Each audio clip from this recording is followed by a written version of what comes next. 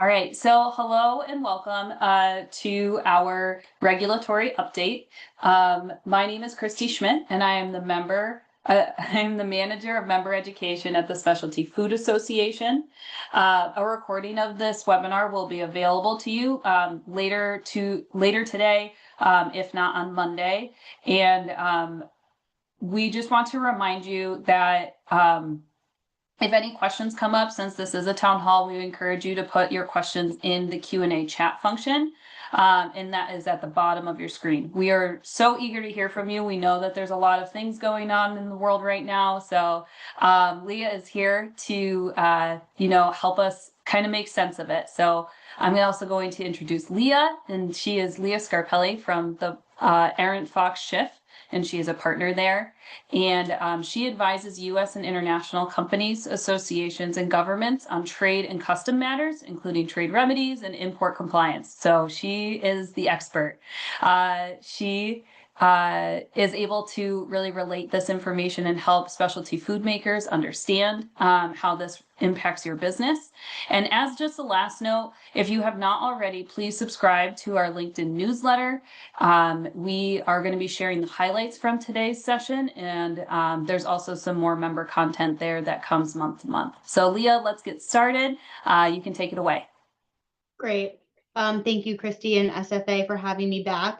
And thank you all for joining on a summer Friday to talk tariffs. I know it's not always the most exciting topic, but it's certainly very relevant to all of your businesses, certainly right now. So we'll do our best to simplify it. I'm going to spend about 30 minutes kind of giving a lay of the land of where things stand right now. And then I'll leave about 30 minutes for questions. I know there's a lot of changes and a lot of concern about what's going on. So I want to make sure we leave enough time to discuss all of those issues with you.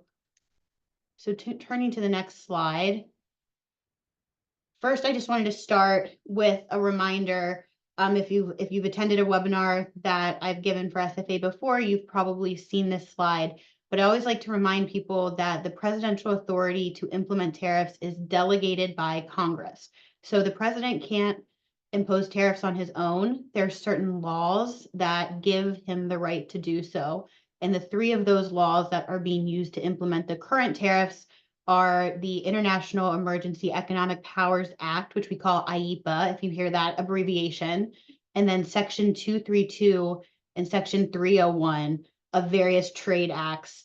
So you'll often hear these tariffs referred to as IEEPA tariffs, 232 tariffs, and 301 tariffs. So that refers to the law that's being used to implement the tariffs. I know it can get confusing, but each of these laws has distinct requirements that the president should comply with before implementing tariffs. Those restrictions can be timing related. They can be numerical, as in a limit on the tariffs that can be imposed. They can be geographical or circumstantial. For example, IEEPA requires the declaration of an emergency. And those are all prerequisites for the president exercising tariff authority. So whenever the president does things that are a little bit out of step with how these laws are written, there is the possibility of either congressional intervention or a court challenge. So in the case of IEEPA, for example, an emergency has been declared to implement tariffs. Congress has the right to end that emergency. And likewise, declaring an emergency requires certain threshold requirements to be met. There are arguments that they were not met here. And so as we would expect, there is a court challenge to the presidential authority to implement tariffs under IEEPA. That is currently on appeal at the Court of Appeals for the Federal Circuit. And oral arguments are going to be held at the end of the month. So when we're talking about some of this tariff chaos, I think it's always important to remember that there are checks on the president. They're operating a little slowly right now, especially the court challenges, and Congress isn't as active in intervening here as we would have expected or maybe would have liked. But in any event, the checks exist, and over the next couple months and years, we might see some changes outside the executive office. So that's kind of just an overarching framework to keep in mind. So looking at the next slide, when we talk about the current lay of the land, we have 4 primary tariff categories in effect right now. And again, you'll hear these referred to as IEEPA 232, 301. So just breaking down what all of those are and what the rates are. First, we have the IEEPA fentanyl tariffs. Some people think that's a tariff on fentanyl. It is not. The rationale for that tariff, the emergency, if you will, is related to fentanyl coming into the US from Canada, Mexico, and China. So the IEEPA fentanyl tariffs are limited to those 3 countries. For Canada and Mexico, the tariffs are suspended if the product is USMCA originating. So USMCA is the agreement that replaced NAFTA. If the product qualifies for treatment as a product of Canada, product of Mexico under the USMCA, the tariff does not apply. The tariff does apply to imports from China at a rate of 20%. We also have the IEEPA reciprocal, which are probably of the most interest to SFA members and are getting the most attention.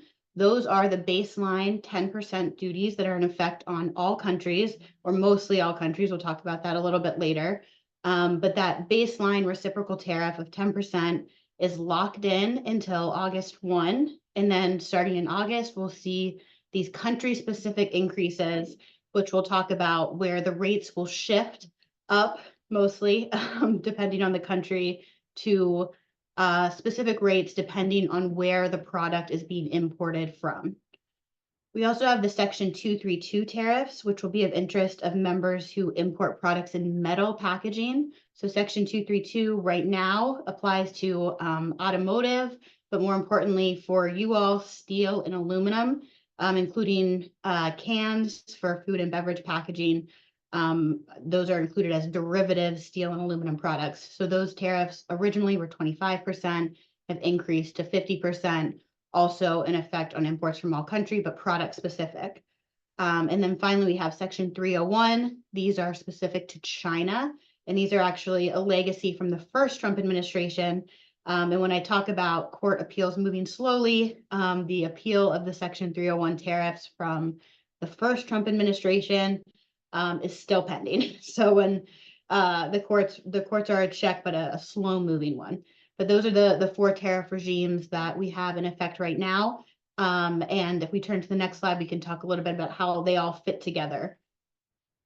So these tariffs, this slide gives me a headache, but I feel the need to include it just to show how the tariffs fit together and stack on top of each other, if you will. Originally, if you recall, all of the tariffs were applied separately. That was controversial because we were seeing some really, really high tariff rates when a product was, for example, having a 50% steel tariff and a 10% reciprocal tariff.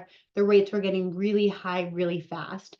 So the administration made some changes and they established a priority order for how the tariffs apply. This is extremely confusing. So when we talk about compliance, it's really important if you're the importer of record that you're working with your broker to make sure that you are paying the correct tariff in the correct order, and that you're including all the information that you need to on your entry documents. So 232 auto, not really relevant to most people here. So I'll start with the 232 aluminum and steel. Those tariffs take priority over the IEEPA reciprocal tariffs. So if you're paying a tariff on steel or aluminum, you do not need to pay the IEEPA reciprocal tariff. The exception is if you have an exclusion, even if your product is steel or aluminum, if you have an exclusion from the tariff, then you would pay the reciprocal tariff. If it's a derivative product, the 232 tariff applies only to the steel and aluminum content of the product, and the reciprocal tariff would apply to the rest of the product. So it's extremely complicated. But the steel and aluminum tariffs, as you recall, are 50%, and the reciprocal tariffs are 10%. So it's really important you're getting that balance correct to avoid overpaying or underpaying the tariff on your imports that are coming in. So when it comes to the steel and aluminum tariff, which again take precedence over these country-specific reciprocal tariffs, the first step is to determine if the product is subject to the aluminum or steel tariffs or are a designated derivative. Not everything that contains steel or aluminum is a derivative. It's a specific list of derivative products that have been identified by the administration as subject to the 50% tariffs. For your purposes, packaging, steel cans, aluminum beverage cans, those are designated derivatives. So it's important if you're using metal packaging that you're checking whether that packaging is subject to these 50% tariffs.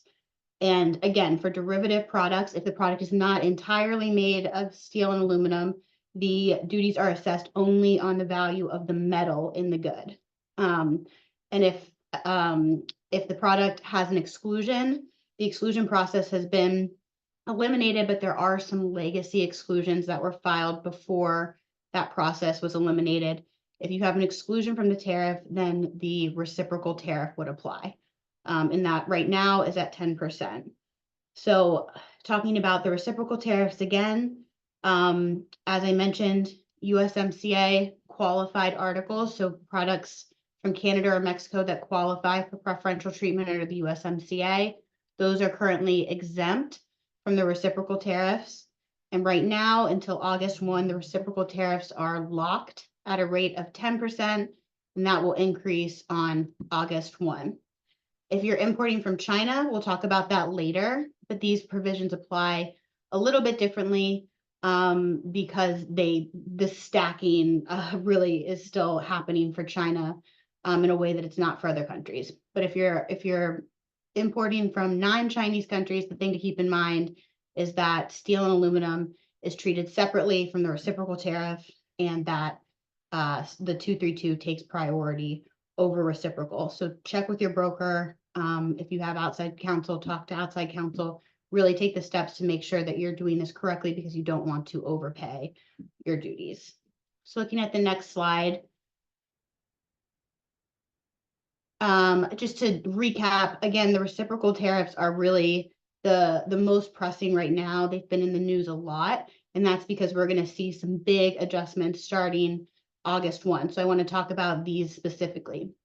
Right now, as I mentioned, all countries except Canada and Mexico, which have that USMCA exemption, are subject to a 10% reciprocal tariff. You also see some other countries here, Cuba, North Korea, Russia, and Belarus, also exempt from the reciprocal tariff. Do not seek out imports from those countries. They're exempt because column 2 rates apply. You have other problems if you are importing from those heavily sanctioned countries. But just for sake of completeness, those have separate rules. But for your purposes, the thing to keep in mind is that there is a reciprocal tariff for every import from every country except for Canada and Mexico, provided that the goods qualify for the USMCA. That will remain the status quo until August 1. Starting August 1, the rates are going to be adjusted based on the country where the import originates. So there will be specific rates applicable to imports from specific countries. And it's really important that you know where your product is coming from and that you're tracking what that rate is so that you won't be surprised in August when the rates increase. In almost all cases, the rates are going up, not down. I actually can't think of any case where they're going down. Again, August 1 is the triggering date for that change. We have seen these get pushed many times. It's not clear yet whether they'll get pushed again, but for planning purposes, right now, August 1 is the date when the rates will be adjusted. Just a word about China, again, treated a little bit differently. I'm sure anyone who imports from China has whiplash from April and May when this all went down. But a lot of really quick tariff changes for Chinese imports. We started at 84%, bumped up to 125%, and now we're back down at 10% like everywhere else. And that rate is actually going to be locked longer than the rate for other countries. That rate is locked until August 12th. So just to make things more confusing, China is at 10% until August 12th. Everywhere else, August 1st is the triggering date for the individual rates to take effect. I like to keep this history for China here because it shows how quickly the rates can change. So If you had an import that entered on the 9th of April, your rate was 84%. But if it came in the next day because your ship was delayed or something happened, you're all of a sudden at 125. The rates can change really quickly, so it's important that you're tracking the status of your shipments on the water. We always recommend the first week after there's a tariff rate change. So for example, August 1st to August 7th, if you can avoid having shipments come in those initial days, usually smart to avoid that. That's a combination of, a bit of chaos at the border as we adjust to these new rates. They have to be implemented. And also the fact that sometimes once the rate takes effect, there are agreements that emerge very quickly where the rates can go down. And if you get stuck in this period of high duties, so for example, between April 10th and May 14th, anything that came in was subject to that really high rate. Whereas if you had waited until the 15th, you'd only be paying 10%. It's usually a good idea if you have the flexibility to wait to bring in shipments until there's time for an agreement or a pause to emerge, because that's kind of been the trend that we see. The really high rate that's in effect for a few days, that's then negotiated downward. So turning to the next slide, I talked about the country-specific rates. I just wanted to show how those are being implemented. So as I mentioned again, just to drill it home, August 1 right now is the triggering date that we're expecting these reciprocal tariffs to shift from 10% to higher rates based on the country of origin. The notifications of those higher rates have been coming via tariff letters. I've attached one to the European Union. They all look the same. There are a lot of explanation points, but it's basically a notification to trading partners that we are doing them the honor of having a specific tariff rate in effect. As you can see from the sample rates that I've provided, we have a range here, almost always higher than 10%. The range is really, the minimum is 25%, but going up to 50% for certain countries. I'd heard that this administration likes round numbers, but certain countries like Thailand ended up with 36%. So who knows? It's not obvious where those rates have come from. At this point, they don't appear to be negotiated rates, with some exceptions that I'll talk about. But they're based loosely on trade deficits that have been identified by the administration. Again, these are set to take effect August 1, but most certainly will change as there are agreements and negotiations in the weeks ahead of August 1 and likely the weeks afterward. I have a full list of every country that has had a specified higher tariff rate announced. I'll send that to Gresham and Christie so they can circulate it. It didn't fit on one slide, but it's continuing to be updated as we see these letters released. A little bit unusual, these letters are being posted on Truth Social. So there will likely be some sort of formalization that is either an executive order, federal register notice, or instructions from US Customs talking about how these tariffs will be implemented. Right now, we do not have that guidance, but the assumption is that these rates will replace the 10% reciprocal tariff and function the same way in terms of stacking and other agreements. As I mentioned, certain countries have negotiated frameworks to lower their obligations. The most prominent is the United Kingdom. They have like the most comprehensive agreement currently with the administration. That includes a 10% general tariff, which will function the same way as this current reciprocal tariff. They also have exemptions for automotive tariffs, and we're expecting, they've announced a quota is forthcoming for steel and aluminum. So if your packaging is originating in the United Kingdom, that 50% tariff will likely be off the table, and imports will be subject to a quota instead, meaning that a certain volume of packaging will enter duty-free in the coming months. So that's sort of the template for where we think things are going to go with other countries. But so far, the agreements and the details have been slow to be negotiated. Vietnam, we've also heard that there's agreement that was announced via Truth Social, but we haven't seen the official documents yet. China has an agreement through the 12th to lock that reciprocal rate at 10%.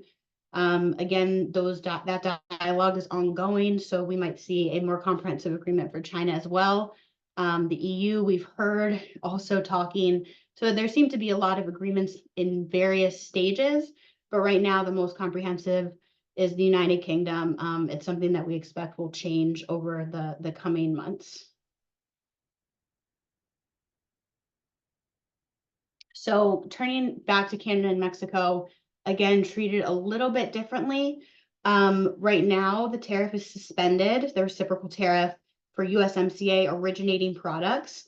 There have been tariff letters sent to Mexico and Canada with a 30% tariff on imports from Mexico and a 35% tariff on imports from Canada.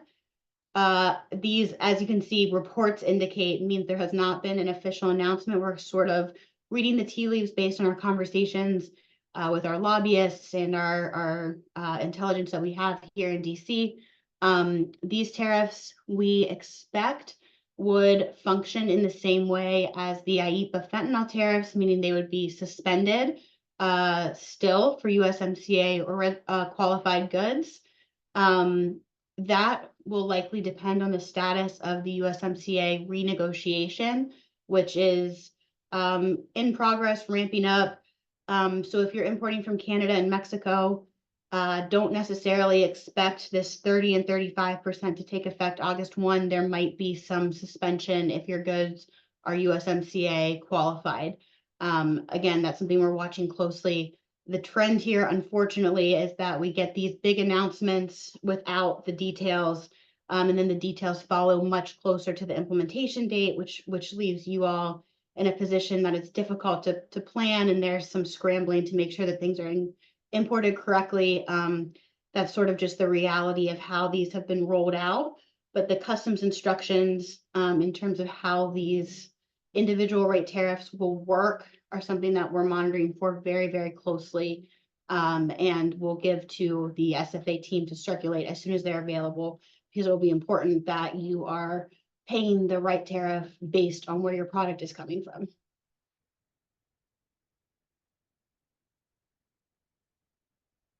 So just a quick word about Section 232 for those of you that deal with metal packaging. As I've mentioned, the 232 tariffs apply to specific products. Right now, steel, aluminum, and auto parts. For your purposes, the tariffs on steel and aluminum and derivatives are at 50%, except for the UK. The UK has negotiated that lower rate of 25% for now, but we're also expecting a quota to take effect, which would allow certain volumes to enter from the UK duty-free.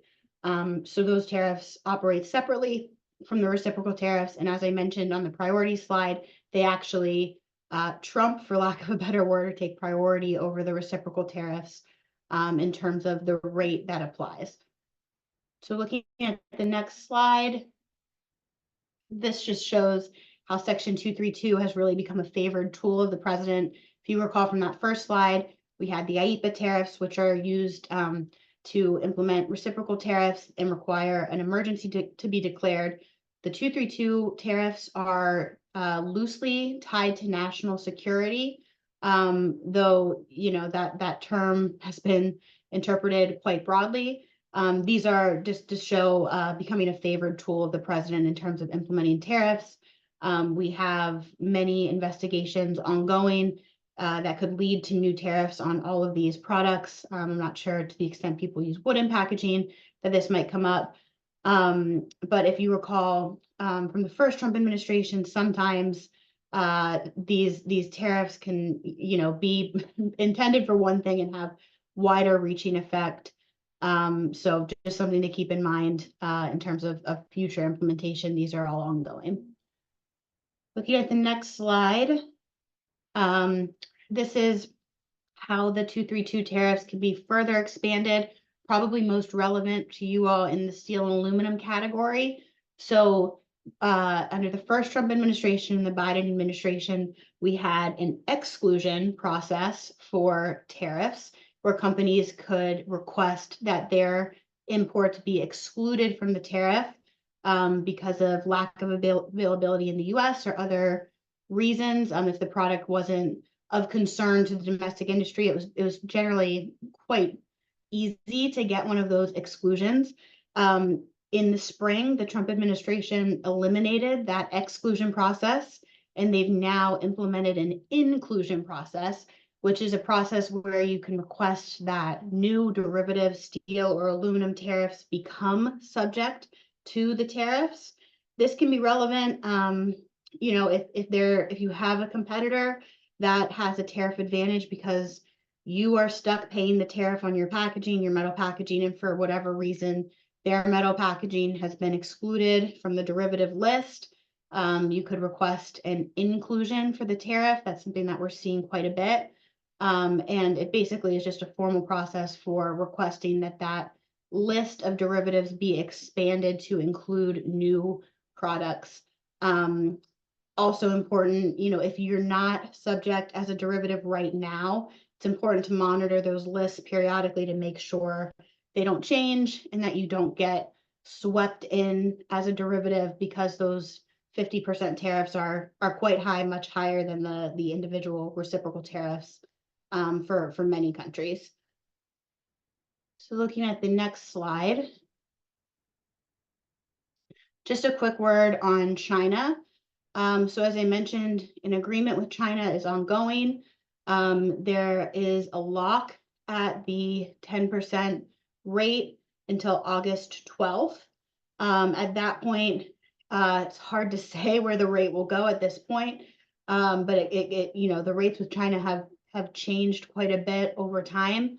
Agreements are really ongoing, but we see the rates fluctuate, as high as 125% back in the spring, but more likely in the 50 to 25% range now that they're speaking. So if you're importing from China, you're locked in until August 12th, but from there, really anyone's guess where things will go. It's something that we're monitoring carefully, but as always, China is its own animal when it comes to this administration, and we see a lot of variability and a lot of quick changes in duty rates. So it's important, if you're importing from China, that you're watching this very, very carefully. Looking at the next slide, just one more word on China, showing the way that tariffs stack. So when we talk about the priority rates for China, because they have that IEEPA fentanyl rate of 20%, and also the Section 301 duties from the first Trump administration, which ranged from 7.5% to 25%, we can see much, much higher duties, particularly if the product is steel or aluminum. So even if the IEEPA reciprocal rate is locked at 10%, you're still dealing with that 20% IEEPA fentanyl rate, which is it doesn't take priority with the other rates. It applies on top of them. And same with the 301, the 7.5% to 25%, depending on which list your product is designated on. Those do not stack such that they're eliminated if the product is steel and aluminum, the way that they do for other countries. So if you're importing from China, again, you're dealing with high rates, and it's a lot of different tariffs that apply to one product. So it's important you're working closely with your broker to make sure you're entering things correctly. So just a quick word about tariff mitigation strategies before we open it up to questions. As always, it's more important than ever to know your supply chain, especially after August 1, when we start seeing country-specific rates. It's important that you know the correct origin of your good. Just because it's shipping from the United Kingdom, for example, does not mean that it's a UK origin good. You have to know where the product is actually made or where it originates to make sure that you're applying the correct rate. Same goes for the tariff classification. Make sure they're accurate, especially as we see variability in different products, particularly with the 232 tariffs, where we have certain derivatives that are designated as subject to that 50% tariff based on their classification, and others that are excluded based on that classification. It's important that you're being accurate and making sure that you're paying the correct duty or not overpaying duty for steel and aluminum and the derivatives that are subject to 232. There are certain exemptions based on where the product is either smelted or cast in the case of aluminum, or melted and poured in the case of steel. So again, if you have metal packaging, it's also important that you know where that packaging, where the metal going into the packaging is smelted and cast or melted and poured. I know that's way upstream for some of you, but it's important to make sure that the duty you're ultimately paying is correct, and you're not overpaying in certain instances where you might have an exclusion. If you have the ability to pursue tariff engineering opportunities, that's when you can make a change to a product to either shift the correct classification or shift the country of origin legally. That is worth pursuing, especially after August 1, when we start seeing these specific country rates take effect. You know, if there's a difference between a 10% and a 50% duty, it might be worth making some changes in how you source things to qualify for that lower rate. Again, keeping in mind that those rates can change, unfortunately, as agreements are rolled out. As I mentioned before, more important than ever to be in communication with your broker if you're the importer of record, to make sure that your entries are correct, especially if multiple tariffs apply to the same product, so that you're doing the breakout correctly and that your paperwork is in order. And that is because we do expect increased scrutiny and enforcement by U.S. Customs. That is the one federal agency that the government has not cut jobs and is increasing funding. So we're really expecting an uptick in terms of Customs scrutinizing entries and making sure they're correct going forward. And again, with all of the different tariff regimes and the confusion and the changes, it really is difficult to get these correct. So close communication with your broker is important. I know it's difficult for some food products, but to the extent you're able to diversify your sourcing, certainly that is helpful as we see these country-specific rates emerging and agreements that are being rolled out. There can be massive duty impacts depending on where your product originates. So if you do have flexibility to have dual sources from multiple countries, that would be important here. And then, as always, we're still hopeful for an expected exclusion process, though it hasn't been announced yet. We're hopeful that ultimately, reason will prevail, and certain products that are just not made here will be able to qualify for an exclusion from the tariffs. And then just to close things out on the next slide, a few other recommendations. Tariffs are really not a fringe issue anymore.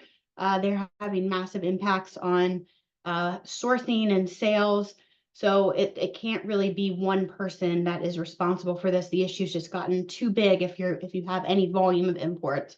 So there should really be a team with various stakeholders that know what's going on and can strategize to best, be flexible in this environment and address challenges associated with tariffs. Same with your contracts. These are no longer an unforeseen event. Tariffs are, a known entity, and they should be accounted for in your contracts. So it's clear who's responsible for these very large cost fluctuations when a tariff escalates or doubles overnight, as we've seen in certain cases. It's also, hopefully clear from this presentation, things are changing really quickly. And we're doing our best to monitor it, as are you. It's hard to keep up, especially sometimes with the combination of information that's coming in from Truth Social versus a news report versus an executive order.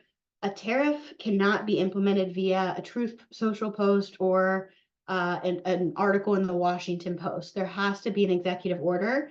And sometimes we'll see a big flurry of news activity about a tariff that never is implemented. So it's important that you are looking at what is actually not just announced, but is like the steps are taken to realize collection of the tariff via the release of an executive order and publication in the Federal Register, and the instructions that would allow Customs to collect that tariff. So we keep a tracker with tariffs that are actually being implemented. And once we have a date for the implementation of those tariffs, there are other resources out there that do the same. But just because you see a tweet, a Truth Social post, a news article, doesn't necessarily mean that tariff will be implemented. So it's important that you have, good sources to know what tariff to expect when. Country-specific action plans, again, more important than ever as we see these rates start to fluctuate between countries. Once we're no longer at a locked 10% for all countries and we see variations, your strategies will really vary based on where your product is coming from. And so it's important that you account for that. The last two kind of go hand in hand, training and enforcement. As I mentioned, US Customs, one of the only federal agencies that's actually bulking up right now. We do see a lag in terms of how long it takes Customs to kind of get it together and start really enforcing their own new policies. So a year from now, Customs might be asking you about your import documentation from right now. And you want to make sure that it's correct and you remember who was doing it and why you made the calls that you did in terms of the tariff that you paid, particularly if you have metal packaging and you're breaking out valuation. All of that needs to be documented in case Customs comes knocking in a couple months or even 1 to 2 years. That requires training. It's important that your teams that are responsible for importation and the logistics side of things understand tariffs and work with your broker to make sure your products are being entered the right way. This type of compliance becomes all the more important as the tariff situation becomes more complicated, and it's hard for it to imagine being more complicated than it is right now. So that's the end of my presentation. If you all have questions, I'm happy to try to answer them. Again, keeping in mind that we are light on details for these August 1 changes, but we'll do the best we can to field your questions and give you the best information we have right now. All righty. Thank you so much, Leah. It is a lot, and even just talking through it, it feels a little bit more tangible and understandable. So thank you so much for that. We do have a bunch of questions, so I'm going to jump right in. And this was near the beginning of it. So just to be clear, are there exemptions on tariffs for aluminum tin cans from Canada? So there are the aluminum cans from Canada are a designated derivative. So there are not exemptions for that product unless you had one prior to the tariff going up to 50%. So there was historically a process for requesting exclusions. That process was eliminated, but they're allowing existing exclusions to reach their expiration. I think most of the exclusions will be expiring this year, like in the November, December range. So if you don't previously have an exclusion, you don't have one now, and those designated derivative products, including from Canada and Mexico, are subject to the 50% tariff. Another question was, are there any tariffs for cardboard coming from China, like cardboard food packaging? Yeah, so I would expect, so at a minimum, they would be subject to the 20% IEEPA fentanyl and the 10% reciprocal tariff until August 12th. Cardboard is likely also subject to the Section 301 tariff. The rate of those tariffs is dependent on the HTS classification. So the USTR actually has a great tool on their website where you can type in the classification. It tells you the rate that applies on imports from China based on if you have the correct classification. And again, the rates for 301 range from 7.5% to 25%.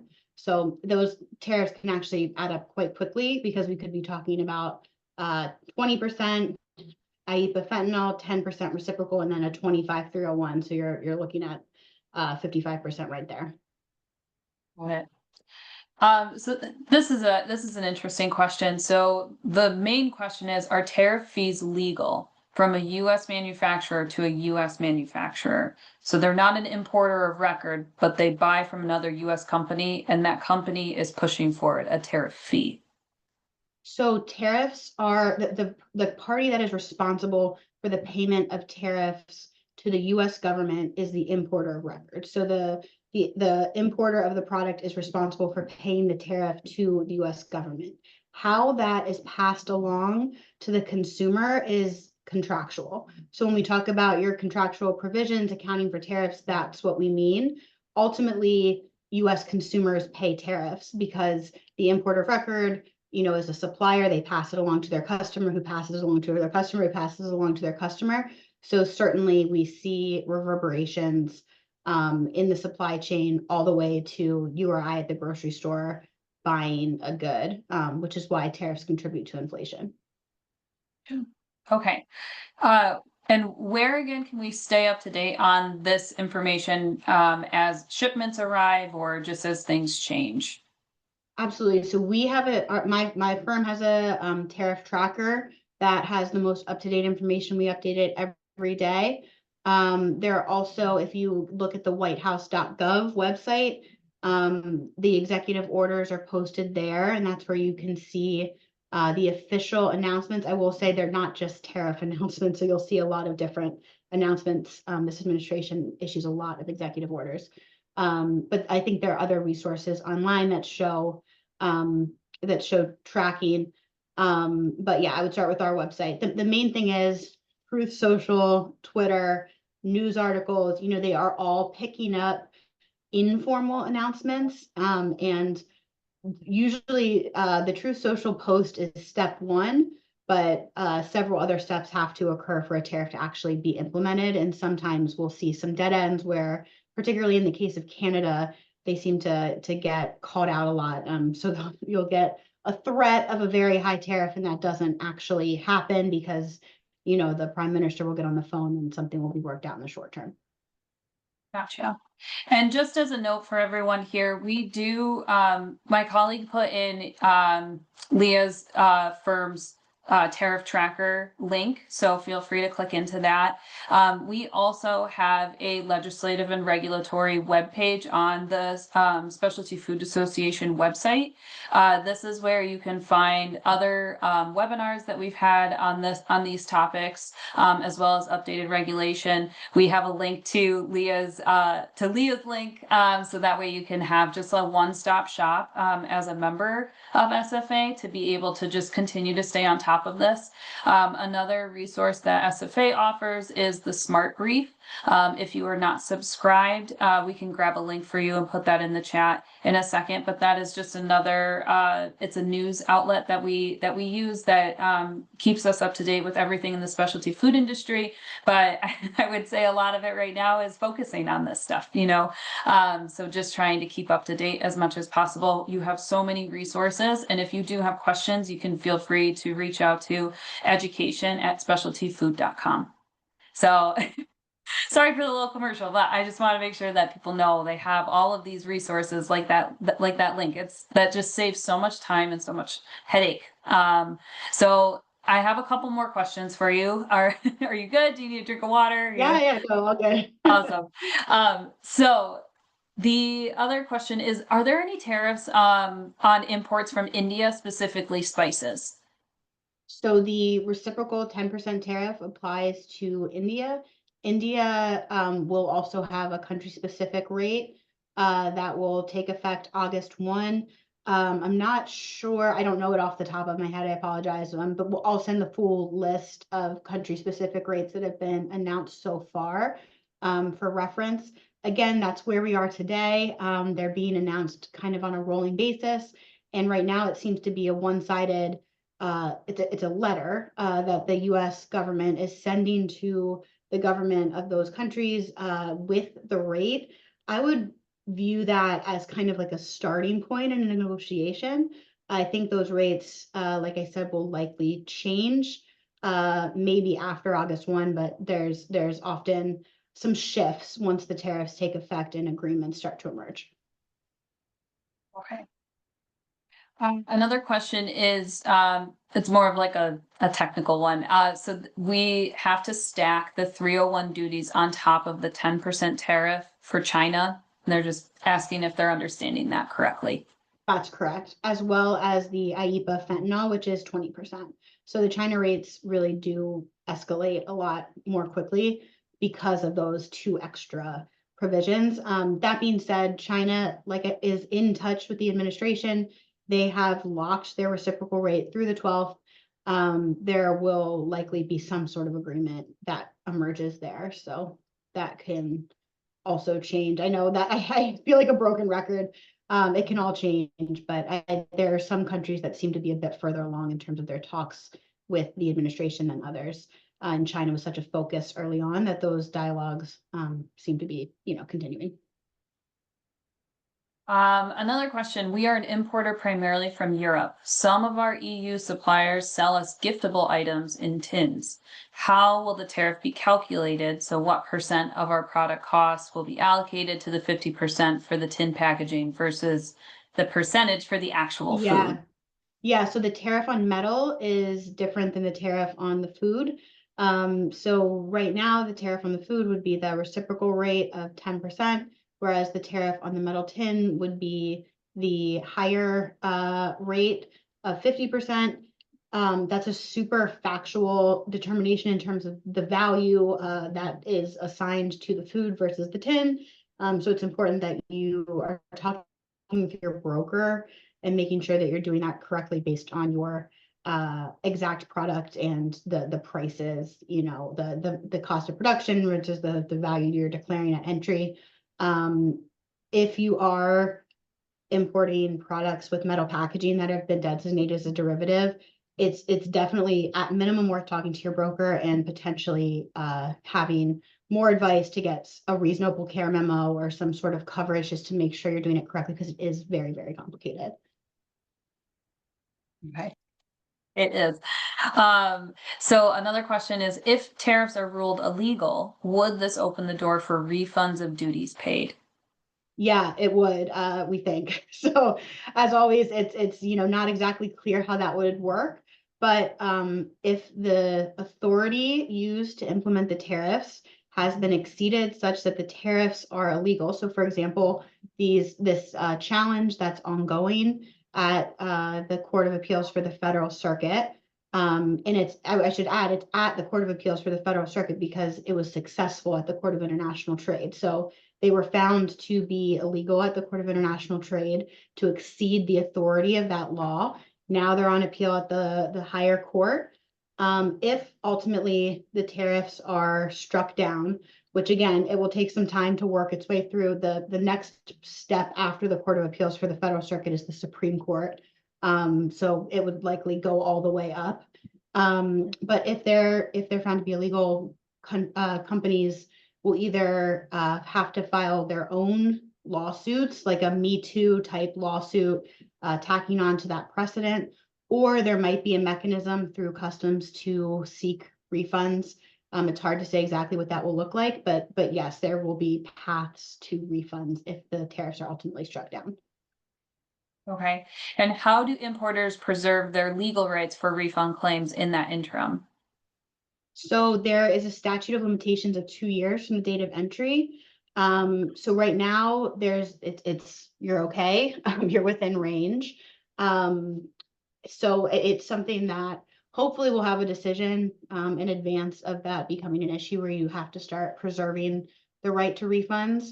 But as we get closer to that statute of limitations, we would recommend either filing like some sort of protective lawsuit, which is what we actually saw with the Section 301 tariffs, and then there are mechanisms to extend liquidation. So that is keeping your entries active so that if there is ultimately a refund process, you'll be able to request those refunds via the post-summary correction process if the entry is unliquidated, or via protest if they have liquidated. But yeah, that's a good, important question. And then just a quick clarification. The understanding is that the EU tariffs will not stack as of August 1st. No, so the EU tariffs are the reciprocal tariffs. Those are supposed to increase. They're 10% right now. They're supposed to increase to 30% August 1. They don't stack on top of the 232 tariff. The 232 tariffs take precedent over the reciprocal. As of right now, our understanding is that those priority provisions will remain the same after the individual rates take effect August 1. Okay. I would say, we have the agreement with the UK. I think the EU is prime for an agreement, particularly on 232. They previously had a quota. So that's something we're watching very, very carefully with the EU. Okay. So another question was, I buy cocoa beans from Haiti. Is there a free trade agreement? Is there a free trade agreement exemption? So there is not an exemption from the reciprocal tariffs. The 10% tariffs would apply. I don't know that Haiti has an individual country rate yet. As I mentioned, those have kind of been being rolled out. But the rate, whatever the individual rate is, would bump up on August 1. Okay. And then are there any tax savings to this? Like anything they can do from a write-off, write-down, like perspective as like a business? Not that I am aware of, but that's something that you should talk about with your tax professionals. So, can you tell us what the total tariff on steel tins from China would be? Oh, so it would depend what the HTS is. I can't off the top of my head. You should contact your broker. At minimum, it'll be the 15% plus the 30% IEPA fentanyl and IEPA reciprocal. And then I'm not sure if they're subject to Section 301, Okay. but it would be very high. Okay. And this is another question. So are tariffs like a tax? They said a potential is that 50%, 55% of what their total order would cost? And would that include the shipping bill, or is it added on? Where does that Yeah. go in the number? So it's again, it's paid by the importer of record on the value declared at entry. So when a product enters from China, for example, into the US, there are entry documents that are filed with US Customs, and you declare an entered value for the product. The tariff is collected on the entered value. And so that's something that is done by your broker. And then how they are passed along to you ultimately as if you're a purchaser, for example, like if their supplier is serving as the import of record, that's all contractual. Right. And just so everyone knows, I'm getting a lot of sorries, and maybe this isn't answered in the Q&As. This stuff is it is so hard to wrap your head around, and so please just keep your questions coming. We'll Yeah. answer until the end. Leah is being awesome and answering all of them. So don't worry, no question is too simple. No, These you're are not the only ones that are confused. Certainly, like we do this for a living and we have to like level set all the time. It's a really complicated situation at the moment. okay. So another question, are there any exemptions for US manufacturers, since this was all about bringing manufacturing back to the US? I know. So there should be, but downstream manufacturers really are not the focus. The exemptions that exist are for the steel and aluminum, for example, for product that is like melted in port or smelted and cast in the US. So like if you have a metal coil that's then sent to Canada and turned into a can and comes back, there are exemptions that apply for aluminum or steel that's like the primary aluminum and primary steel that's produced in the US. There are exemptions for those producers. But for downstream producers that rely on imports to create something else, there is not an exemption. And that's something, when you contact your congressional representatives, which we absolutely encourage you to do if you are feeling the impacts of these tariffs. Remember, Congress is a check on the president's tariff authority. That's something that has been an important narrative for us in our lobbying efforts with clients, and should certainly be something that you emphasize, that downstream manufacturers are really being hurt by these tariffs. Okay. Are there any resources to find domestic alternatives that are made in the US?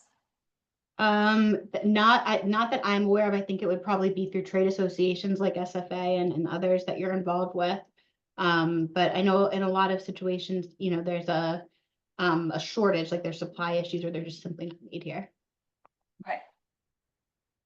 And then last thing, and this, we may need a little bit more information, but the question is, where is this cutoff? Meaning for the vessel, is it when it leaves the initial port, the last port before US entry, or is it upon US entry? The tariffs are collected upon US entry. So when we're talking about those really quick date changes, like for China, where it was, like 54% one day, and then we're up to 89, and then we're up to 125 and down to 10. It's the date that it enters the US. So the date of entry is the governing date. We did see in the spring when these tariffs were first taking effect, they had some like on the water exemptions. So like if it was loaded on the ship and en route to the US prior to the announcement, the tariff wouldn't apply. Later tariff announcements have not had that same exemption. So it's likely for this August 1, for example, we know they're coming, we have the lead time. I don't think that exemption is going to apply there. So it would be the date of entry. Okay. Oh, another question just popped up. So we'll get this last one and then we'll wrap up. So could we charge consumers tariff fees, or should we just implement price increases? Like, So I think that it's a business decision how people are doing this. I know some people are implementing price increases and saying that it's because of the tariffs. Certainly, however you choose to pass along your additional cost to your customers, I think it's a strategic thing, and people are handling it different ways, but certainly we're seeing that it's getting passed along. and then one more. Okay. So this person is asking, saying, we purchase components, particularly steel cans, in advance and then produce complete products as we need it. Can we use the invoice for the cans to evaluate the price for the current 50% tariff? Or are they exempt because they were paid for earlier? They would not be exempt. The tariff will apply when they're entered into the US. And the specific valuation questions are something you should speak with your broker about and get advice to make sure you're valuing them the right way. Derivatives are, so we have the, primary steel and aluminum, and then we have the derivatives like cans. Derivatives are a little tricky because you're actually able to, I don't want to get too in the weeds, but you're able to just pay the tariff on the metal. So you can extract out some of the packaging or labor related costs associated with the cans. So if you are importing a derivative, it's especially important that you are speaking with your broker and counsel, if you have them, to make sure that you are valuing the product in a way that is accurate, but also a way that gets you the highest duty savings, because 50% is very high. Yeah. All right. I think that I'm doing my count. You've answered like over 20 questions. So thank you so much. And thank you to everyone for just taking part in this webinar. We really just value this time to hear from you, to answer your questions. So please just keep an eye out as the tariffs continue, as this just continues to evolve. And if you do have additional questions, please reach out to education@specialtyfood.com. Just as a quick plug, we will be sending out highlights of this webinar in our LinkedIn newsletter, as well as just updating the legislative and regulatory webpage.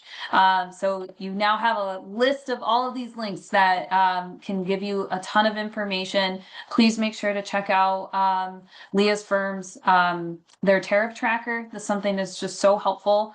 And Leah, thank you so much for being in the hot seat and answering questions. And we really thank you for taking that time. Thank you for having me. Alrighty, everyone, have a safe and fun summer weekend. Thanks, everyone.